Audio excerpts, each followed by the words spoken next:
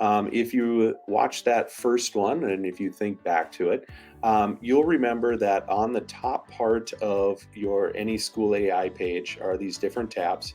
And so I'm going to go into the create one. And last time we had created a story before we ended the episode, or we created a space and we called it the Choose Your Historical Adventure. So I'm going to go back into this particular one here and let it launch here. And you're going to be able to see, again, this was the data that I had entered into it before, telling it how I wanted the prompt from the chatbot to work. There's a couple of other buttons on here that I wanted to point out as well. I can go, if I don't like what I had, I can go into the edit space and I can tweak the prompt a little bit here or there. If this is one that I think is a great space for students to use, and other teachers might want to also take advantage of this space, I can share it. And I can also put it into my favorites. And you can see it comes up there so that I'll be able to find it more quickly again. Thinking like David's world history outline and lesson plans that he was using last time, this might be a good way to also add a space for students. And each different time period of history, you could do something similar for students to be able to feel like they are kind of diving right into that era of history. Could be the same for science. It could be the same for a book that maybe your students are reading, and many different examples. So again, if I wanted to preview what this would look like, I could then click Start Preview, or from this spot right here, I can click this Launch button, and it's going to open up a new space for David to join. And it is a different space than what you had before. So it's important to point out here, it's not like this integrates seamlessly like with your LMS and you own the particular space code, whatever it happened to be. It's a different one every time. And it's also important to note that with School AI, just like with other student-facing AI as well, platforms where teachers control, many of them have what you can do for free and what you have to pay for. And with School AI, you get like 150 instances a day of your students using these particular spaces, which, if you think about it, if you have 5 classes of 30 kids in those 5 classes, you could use this just about every single hour of the day. And you're probably not going to be, in all honesty, because you're not going to be teaching this way all of the time. You might have a couple of your classes use it one day and a couple the next, and it would spread out those instances pretty well without you having to pay for it. All right, David, you got that login info? Yep.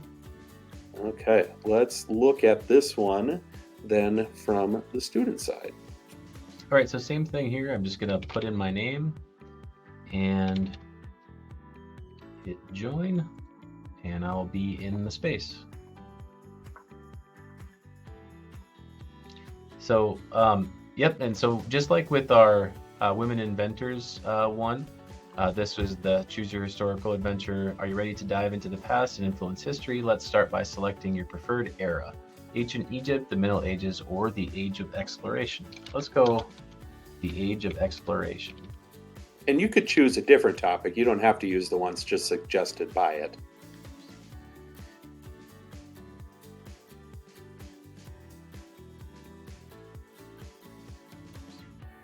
All right.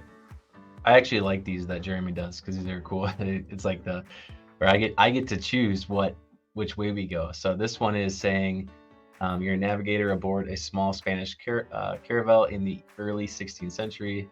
Your captain has just revealed plans to find a new trade route to the Indies, but there's a decision to make. Will you suggest sailing east towards the known routes around Africa, or propose a daring adventure west into the unknown seas? Well, I think we'll go the safe route here. We're gonna go east.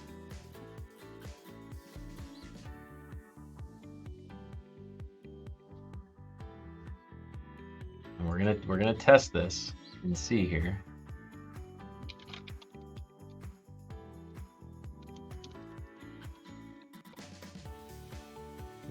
See what this produces for us. I said, wait, I want to go west instead. This is a good test for this. It's thinking. Changing course. You convinced the captain to take the bold step westward into uncharted waters. Okay, so that was a good. That's good. It adapted kind of on the fly and started to recreate the story. That's kind of cool. Yeah. So and then it says this one was prepping. How do we prep for that sailing eastward?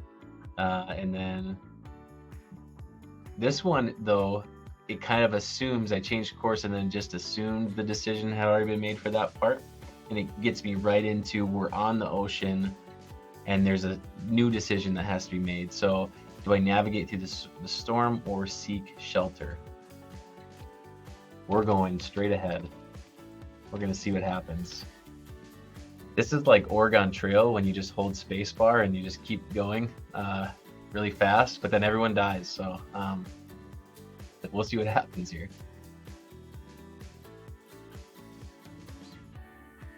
This bold decision has saved you time and may have put you ahead of any rivals. In the I made it. We made it. In the calm after the storm, you spot a landmass on the horizon. Okay, explore the land or continue on your path. I think we'll stop and explore. But you kind of understand here, you know, this is where this one's very interactive, and I think that's really fun for students to be able to do. Tell you what, while that one is loading, I'm just going to show people what I'm seeing on my side as you're doing this. So I don't even have David selected over here. So if I had more students, you would see them populated over here. But in this sidebar on the right-hand side of the screen, it's giving me little updates about what he is doing with his interactions, you know, kind of like without me having to go into each student individually, like I'd be able to see kind of anything interesting that I might be able to pull out, or things that I might need to kind of pay more attention to, like maybe there's some inappropriate use. So it's good to see that it allows teachers those abilities without having to kind of fully monitor every single kid all of the time. So now that we're back, Jeremy came back to my page, and this is what I put in. We're going to trade with the tribe. This was our last little section here. And then so it goes over in response to what I put. And then it wraps everything up and says, reflecting on this moment, consider the historical significance of these early encounters. How do you think such interactions affected both the explorers and the indigenous peoples in the long term? So takes a really fun activity where I'm selecting my adventure and going through it, and then ends with a reflective question to kind of wrap everything up.